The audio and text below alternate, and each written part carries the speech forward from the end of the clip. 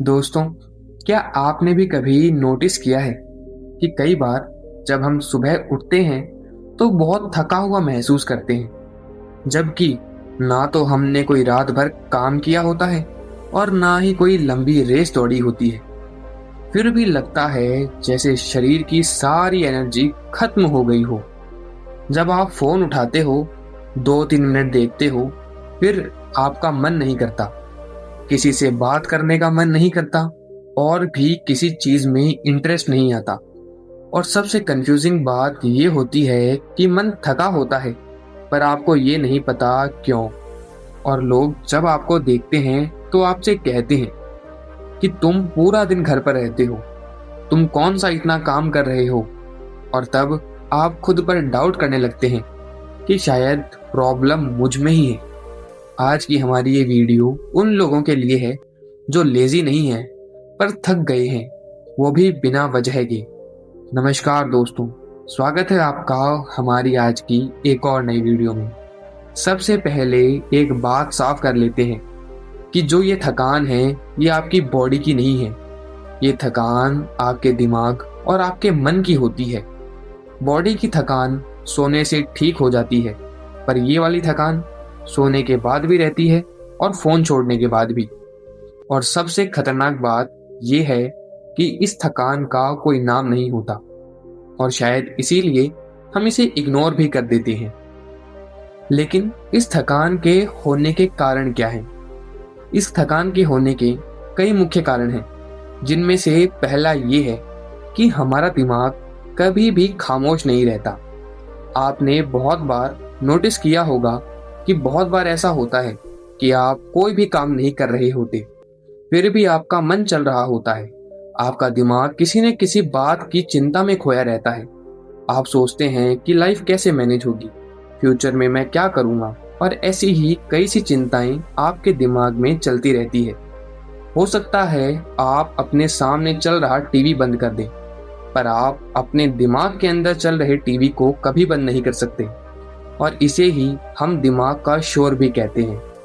और जब दिमाग को रोज बिना ब्रेक के चलाया जाता है तो थकान आनी ही है। दूसरा इसका कारण होता है हर वक्त स्ट्रांग दिखने की कोशिश करना। हम सब ने बचपन से सीखा है कि ज्यादा कंप्लेन मत करो, ज्यादा इमोशनल मत बनो, लोगों के सामने ठीक ठाक दिखने का प्रयास करो, और इसीलिए आप अपनी परेशानी किसी को बोलते नहीं। लेकिन जब आप अपनी परेशानी किसी के साथ शेयर नहीं करते तो वो अंदर जमती रहती है दोस्तों, और जो चीज अंदर जम जाए वो बोझ बन जाती है, और यही बोझ हमारे थकान का भी कारण बनता है। अब तीसरा कारण बताने से पहले मैं आपसे एक सवाल पूछना चाहता हूँ।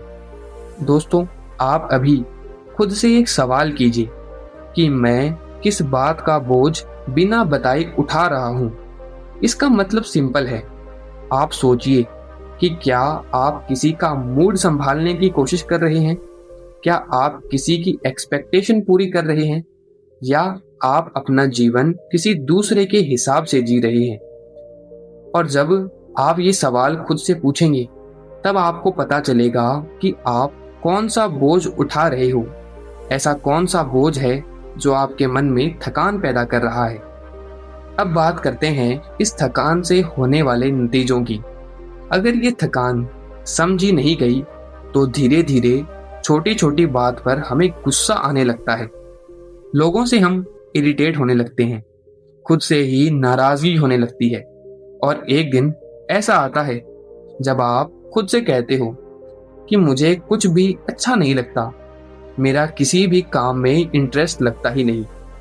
और इस स्टेज पर इस समस्या का समाधान थोड़ा कठिन तो होता ही है, लेकिन उसके साथ साथ थोड़ा कंफ्यूजिंग भी होता है। तो चलिए मैं अब आपको इसके समाधान के पास ले चलता हूँ।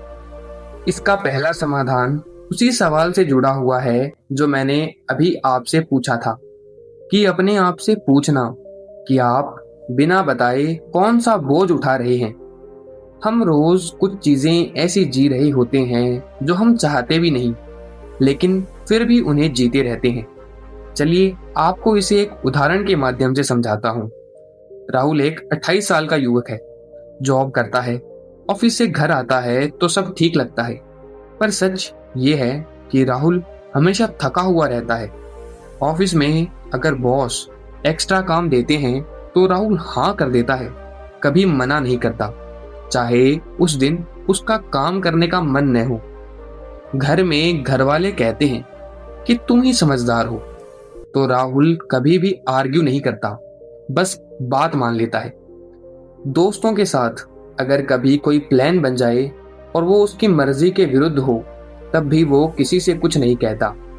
बाहर से लोग सोचते हैं कि ये कितना शांत व्यक्ति है, जबकि सच ये है कि अंदर से राहुल रोज यही फील करता है कि मैं हर जगह एडजस्ट क्यों कर लेता हूँ।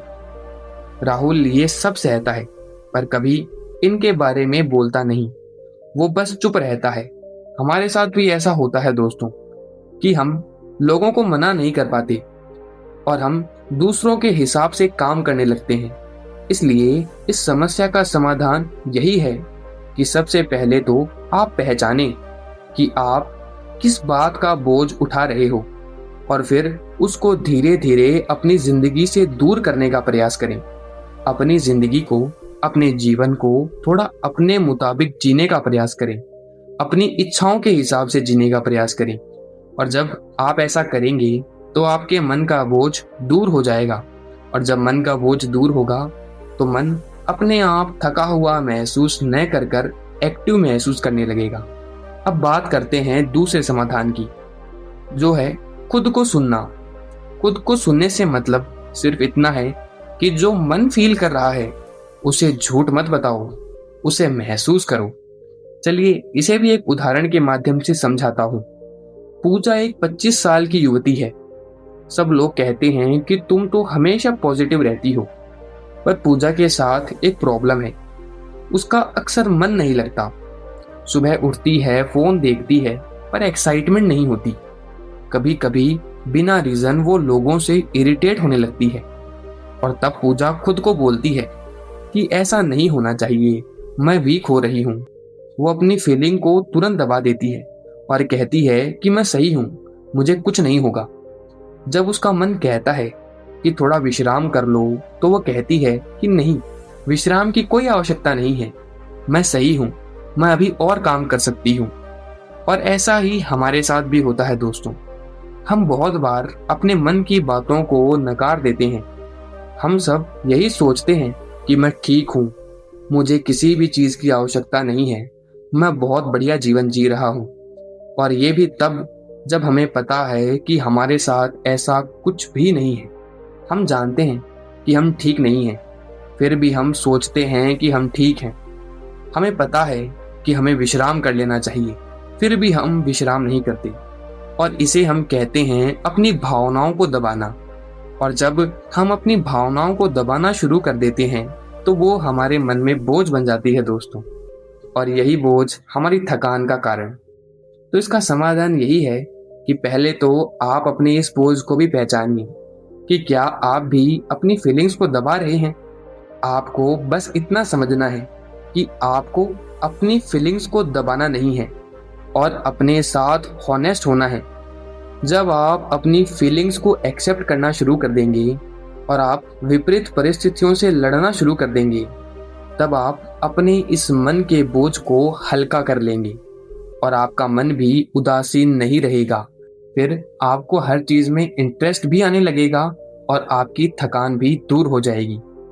दोस्तों, आज की हमारी बात बस इतनी सी है कि अगर आप बिना कुछ किए थक चुके हो तो आप गलत नहीं हो सकता है आपने बहुत ज्यादा चीजें चुपचाप संभाली हो, बहुत सी लड़ाइयां आपने खुद ब खुद अंदर ही अंदर लड़ी हो, और हो सकता है कि अब आपका मन बस इतना कह रहा हो, मुझे थोड़ा समझो, अपने मन की फीलिंग्स को समझो, उन्हें दबाओ नहीं। और बस यहीं से आपकी हीलिंग भी शुरू होती है दोस्तों।